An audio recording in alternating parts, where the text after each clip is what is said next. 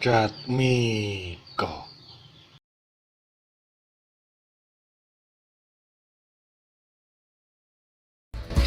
Assalamualaikum warahmatullahi wabarakatuh. Saya Golida dari R Channel. Terima kasih, nama saya Muhammad Dendi sebagai kameramen R Channel.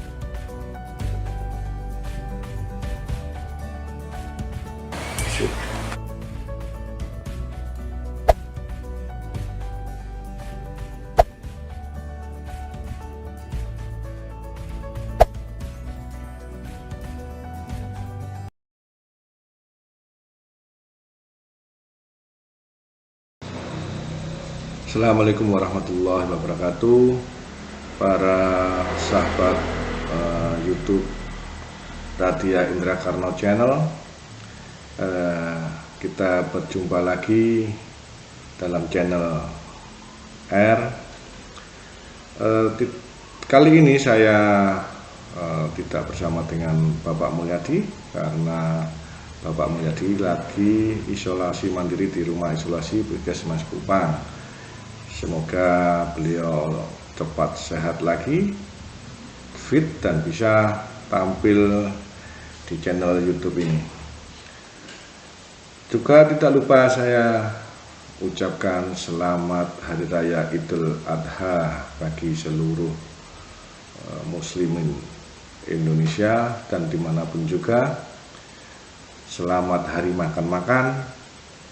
Semoga yang menyembelih kurban pada hari ini diterima oleh Allah, diberikan pahala yang berlipat ganda karena keikhlasannya untuk menyembelih kurban lillahi ta'ala. Amin. Mengenai Hari Raya Idul Adha dan Idul Kurban, semua kaum muslimin maupun para sahabat-sahabat semua pasti memaklumi bahwa hari ini akan banyak orang yang akan menyembelih kurban baik sapi maupun kambing. Dalam kesempatan kali ini saya akan membicarakan masalah hubungannya kambing dan hipertensi. Seperti anggapan banyak masyarakat kita bahwa daging kambing akan menyebabkan hipertensi atau hiperkolesterolemia. Anggapan itu tidak sepenuhnya benar karena beberapa ahli juga menyatakan kandungan dalam daging kambing itu sehat. Nanti saya tampilkan daftar kadar kolesterol dalam 100 gram daging bermacam-macam daging. Ya, jadi daging kambing itu termasuk dalam kategori sehat. Jadi tidak perlu khawatir masyarakat atau sahabat sekalian untuk memakan kambing meskipun menderita hipertensi. Saya juga menderita hipertensi, tetap doyan makan kambing. Rasulullah sendiri pun menyukai kambing. Para sahabat juga menyukai kambing. Mereka memakan kambing tetap sehat, bahkan bisa menaklukkan Jazirah Arab. Adapun anggapan-anggapan masyarakat itu memang sebelumnya banyak kontroversi dari para ahli bahwa di dalam daging kambing mengandung suatu zat yang akan meningkatkan tekanan darah. Tapi banyak bukti-bukti bahwa memakan daging kambing tidak akan meningkatkan tekanan darah. Seperti yang dilansir oleh Indian Times bahwa makan daging itu sehat. Banyak keuntungan makan daging kambing ya. Yang pertama itu terhindar dari kolesterol karena kadar kolesterol daging kambing per 100 gram itu sekitar 70 sampai 85. Jadi masih kategori sehat ya.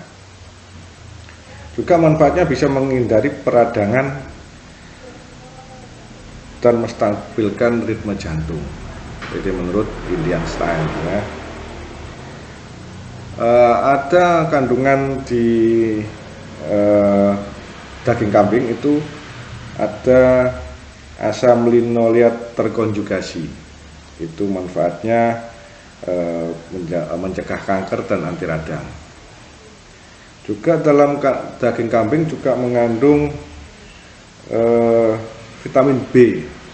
Nah, jadi vitamin B itu sebagai mengatur metabolisme, termasuk membakar lemak. Ya. Juga untuk daya tahan tubuh juga bagus ya. Juga dalam daging kambing mengandung zat besi yang cukup sehingga menghindari anemia. Jadi cukup bermanfaat untuk orang dewasa maupun ibu hamil ya. Jadi untuk mencegah ibu hamil anemia itu bagus untuk makan daging kambing. Juga untuk wanita haid ya. Jadi wanita haid ini nyeri waktu haid itu bisa berkurang jika wanita haid itu mengkonsumsi daging kambing. Juga mengandung kalsium yang cukup ya, untuk pertumbuhan tulang dan gigi, bagus sekali ya.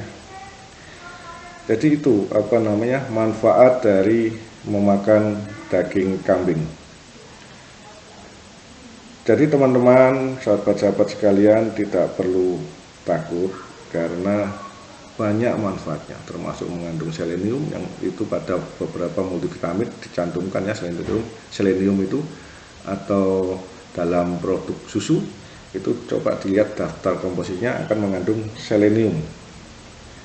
Jadi dalam selenium itu berfungsi mencegah kanker.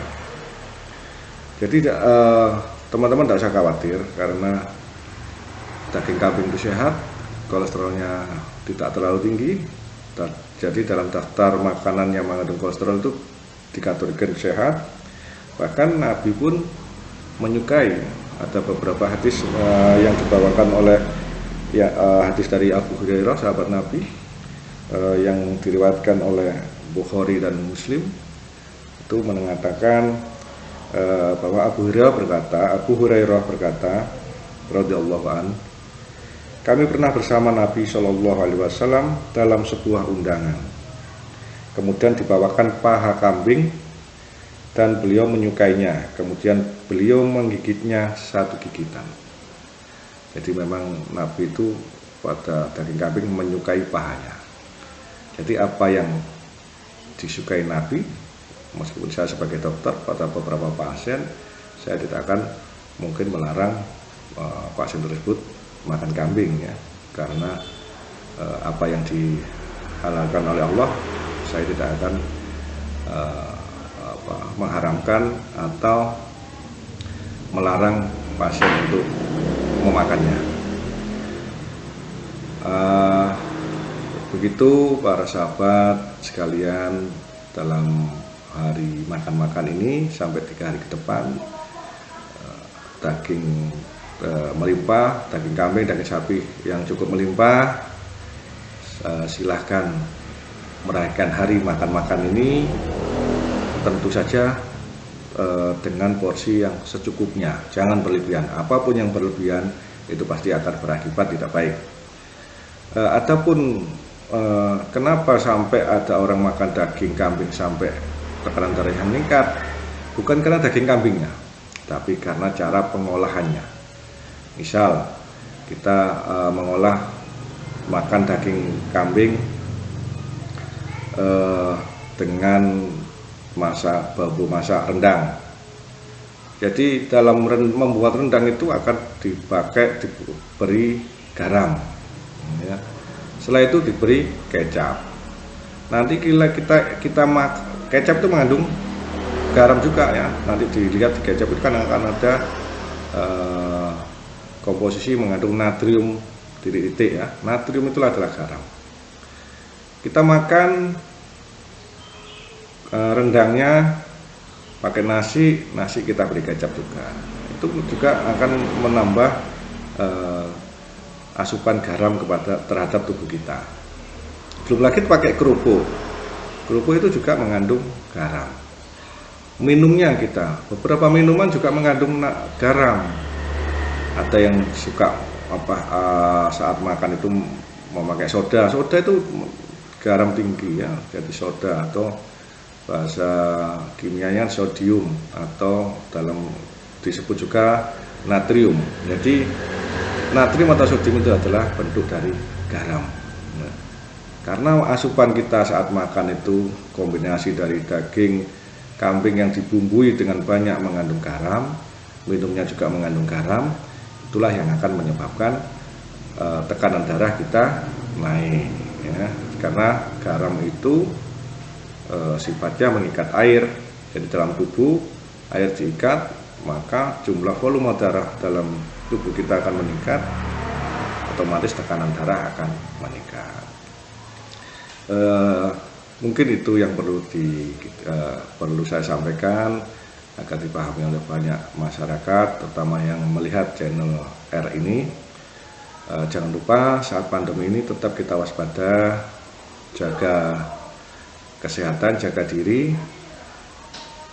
Jangan mendengarkan video-video yang penuh dengan hoax, kebohongan, mengatakan ini konspirasi. Mungkin konspirasi ada, tapi konspirasi biarlah yang mengurusi orang-orang yang di atas. Yang penting sikap kita dalam menyikapi pandemi ini, kita jaga diri kita dan keluarga kita. Virusnya itu nyata ya. Di channel Facebook saya juga saya sering mengupload video dari Ustadz dokter yang dalam hal ini spesialis patologi klinis, yang beliau sering sehari-harinya melihat di laboratorium ya, itu mengulas memang virus ini ada ya. Virus ini nyata, virus COVID ini nyata. Pasien-pasien yang sakit yang terserang virus juga nyata menyebabkan sesak, merusak paru-paru dan organ-organ yang lain, nyata. Jadi tetap jaga diri kita dan keluarga kita jangan sampai terpapar virus COVID ini.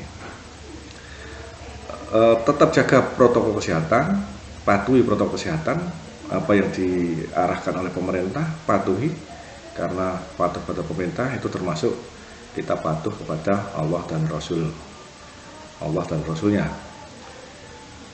Itu untuk kemaslahatan masyarakat banyak, diri kita, keluarga kita, dan masyarakat luas. Tetap jaga protokol kesehatan 5M. Mencuci tangan, jadi kemanapun, habis kemanapun, mau melakukan apapun, setelah melakukan apapun, cuci tangan. Yang kedua, menjaga jarak. Yang ketiga, memakai masker ya. Kemana-mana tetap harus pakai masker, karena masker itu bisa melindungi diri kita maupun orang lain. Yang keempat, mengurangi mobilisasi. Kalau kita tidak penting, tidak perlu kemana-mana. Kalau penting boleh kemana-mana, terus langsung kembali pulang. Yang kelima, menghindari kerumunan. Jadi kalau ada tempat warung atau apa yang ramai itu, hindari dulu, jaga jarak ya. Jangan ikut-ikut nimbrung di kerumunan itu, sehingga kita luput dari paparan COVID-19. Karena kita tidak tahu, beberapa yang orang di kerumunan mungkin OTG, orang tidak ada gejala, yang membawa virus atau bisa menularkan virus ke yang lain, termasuk ke tubuh kita.